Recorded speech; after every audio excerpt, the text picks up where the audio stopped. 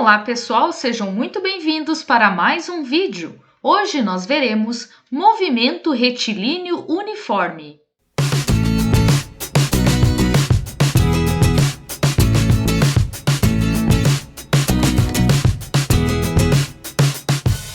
O movimento retilíneo uniforme, também chamado de MRU, é um tipo de movimento em que a velocidade não se altera conforme o tempo passa.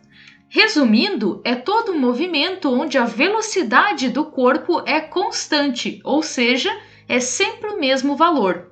E por isso, neste tipo de movimento não tem aceleração, já que a velocidade é sempre a mesma.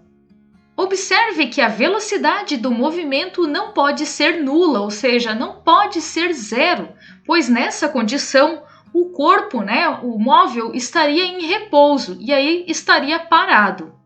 Aqui nós temos a função horária das posições, também pode ser chamada de equação horária das posições. Ela é, então, uma fórmula matemática que fornece a posição do corpo em movimento uniforme, ou movimento retilíneo uniforme se for num lugar reto. Isso em qualquer instante de tempo. E ela pode ser escrita como S igual a S0 mais V vezes T. O S representa a posição final, então onde que aquele móvel parou. E o S0 significa a posição inicial, que é da onde ele saiu. O V é de velocidade, que é sempre a mesma, e o T é o instante de tempo. Dependendo do sentido do movimento, esse movimento poderá ser classificado como progressivo ou retrógrado. Para entender melhor esses conceitos, vamos imaginar que nós temos um carro e que ele está num ponto do quilômetro zero de uma rodovia. Seguindo então no sentido da rodovia, se o carro for andando 5, 10 quilômetros, ele estará acompanhando as placas que mostram a quilometragem que está naquela rodovia. Então, quilômetro 10, quilômetro 20 e assim por diante. Mas se o carro não estiver seguindo no sentido da rodovia, se estiver vindo do sentido contrário, saindo do quilômetro 30, depois vindo para o quilômetro 25 e assim por diante, ele estará indo contra o sentido dessa trajetória. É claro que na vida real você não terá o quilômetro menos 5, por exemplo, se ele passar do quilômetro zero. Mas isso é possível aqui no movimento retilíneo uniforme. Então, aqui nós temos um pequeno resumo. Quando nós temos o movimento progressivo, o móvel, o carro que estiver andando na direção, na mesma orientação da trajetória, a posição dele vai aumentar conforme o tempo. E, nesse caso, a velocidade dele estará positiva na nossa equação horária da posição. No movimento retrógrado, o móvel vai andar contra a orientação da trajetória, e aí a posição dele vai diminuindo conforme o tempo passa. E na nossa equação horária do movimento, vai ter então uma velocidade negativa.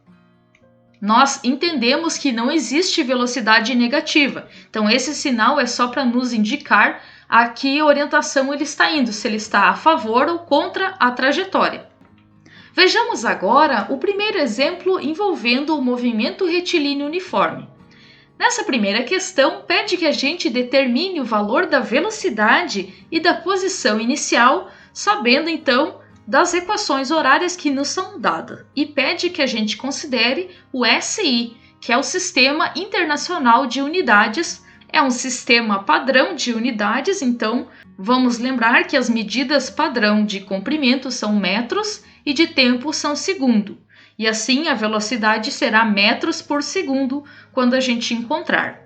Para encontrar então a velocidade e a posição inicial de cada uma das equações, basta que a gente compare com a equação horária da posição, que é S igual a S0 mais V vezes T. E aí a gente vai analisar os números que estão nos lugares que a gente quer, que no caso é o S0 e o V, a posição inicial e a velocidade. No lugar da posição inicial está o 80, então são 80 metros. E da velocidade nós temos 6. Isso quer dizer 6 metros por segundo. Da mesma forma, a gente vai fazer na letra B. Vamos comparar com a equação horária do movimento. Dessa forma, nós vamos ter que a posição inicial será 3 metros e a velocidade será 15 metros por segundo. E aqui nós temos uma velocidade negativa, então é um movimento retrógrado, enquanto que na primeira é um movimento progressivo.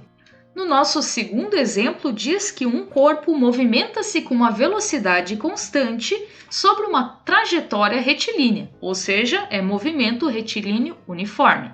E ele obedece à função horária S igual a 20 mais 4t no Sistema Internacional de Unidades. E pede então que a gente determine a posição inicial e a velocidade desse móvel. Basta então fazermos o mesmo que nós fizemos no primeiro exemplo. Vamos comparar com a função horária original.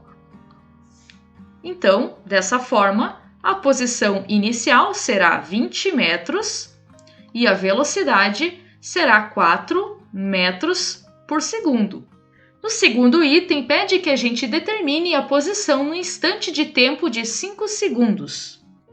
Vamos então trocar nessa função horária a letra t por 5 segundos. E aí então teremos a posição, que é o S.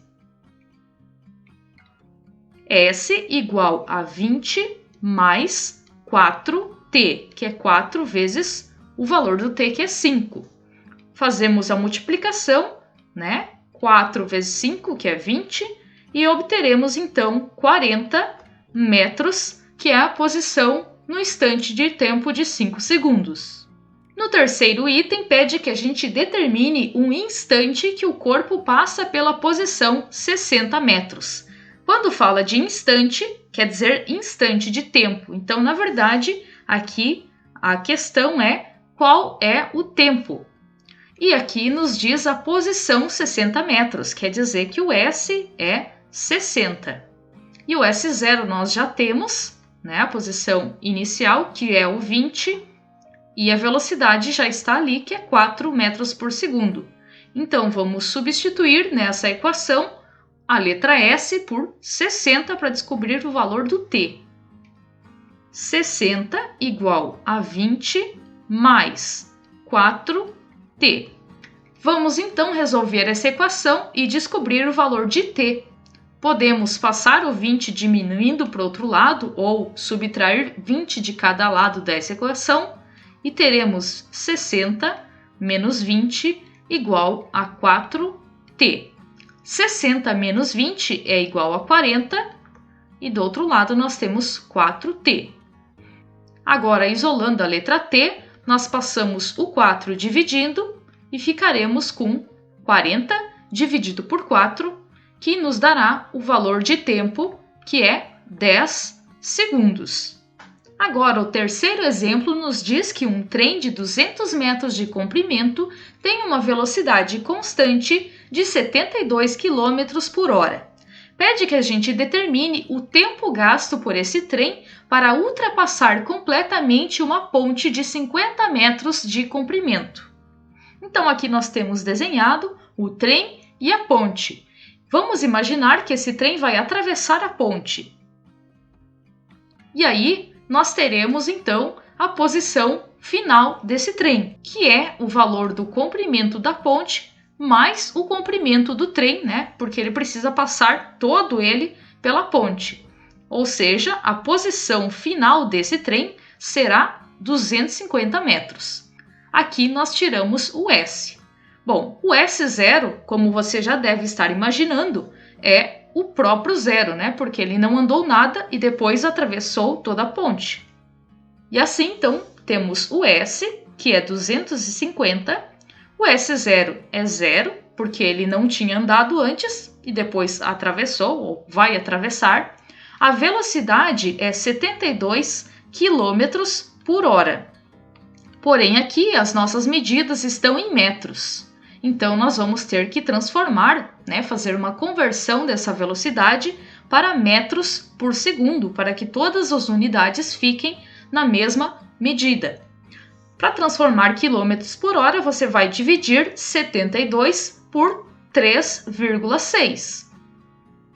E assim descobrirá que a velocidade será 20 metros por segundo. E é essa que a gente vai utilizar na nossa fórmula. O tempo é a pergunta, então vamos descobrir o tempo. Agora basta que a gente substitua na equação que nós temos. O S, que é 250, o S0, a posição inicial é 0, a velocidade é 20, vezes o T, que é o que queremos saber. Essa equação é a mesma coisa que nós termos 250 igual a 20T. Isolamos o T e vamos passar o 20 dividindo. Vamos ficar, então, com 250 dividido por 20. E 250 dividido por 20 é 12,5 segundos. E esse é o tempo que ele gastará para atravessar toda a ponte. Aqui está, então, um mapa mental para te ajudar a estudar para um movimento retilíneo uniforme.